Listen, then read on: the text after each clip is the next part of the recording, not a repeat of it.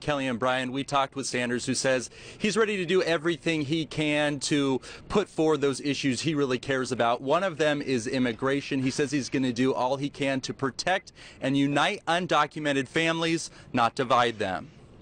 Ultimately, of course, what we need to do is have comprehensive immigration reform and a path towards citizenship. And what I said and what I repeat, if Congress doesn't do its job and pass legislation for comprehensive immigration reform, I will do everything within the executive power responsibility of the president to do what I can do. As you know, California is in the midst of a 5-year drought, one of its worst in the generation. Do you believe that that's due to climate change? Yes. And if so, what would you do to reverse the trend? You're looking at a United States Senator who has introduced the most comprehensive climate change legislation in the history of this country. I think climate change is not just a crisis for California or America, it's a crisis for this entire planet. I think we have got to stand up to the fossil fuel industry. I think we have to tell them that their short-term profits are not more important than the future of our planet, and we have to transform our energy system from fossil fuel to energy efficiency and sustainable energy. One of the differences between Secretary Clinton and myself is I support a tax on carbon. I think we have a crisis. We have to act very boldly and aggressively right now. California just introduced a $15 an hour minimum wage, which is the number that you support nationally.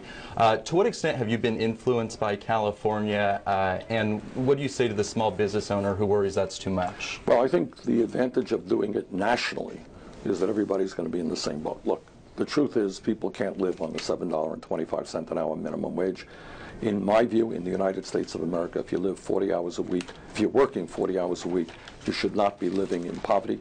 You need a living wage, and $15 an hour, to my mind, is what a living wage is. You could win in California, and Hillary Clinton could still clinch the nomination. Do you see a viable path to the nomination? I do. It is a steep climb, no question about it. It means that we're going to have to win almost all of the remaining states, starting with West Virginia tomorrow and ending up with California on June 7th. I think we can do that. And I think if we do very well, and I'm the first to admit this is a steep and difficult climb, but if we are able to do that, we could walk into the Philadelphia Convention with a majority of the pledged delegates. And will you support the Democratic nominee no matter what, and will you endorse the Democratic nominee? Well, what I will tell you is nobody will work harder than I will to see that Donald Trump does not become president of the United States. Let's leave it at that. It doesn't seem that Sanders is quite ready to fully answer that question. They've put so much time and effort into this campaign. In his mind, it's not quite over yet. Reporting live in Sacramento, I'm Tom Miller, KCRA 3 News. Yeah, Tom, Senator Sanders made it pretty clear to you he doesn't think it's over yet. What was his demeanor when you got to talk with him? How does he feel about the race at this stage?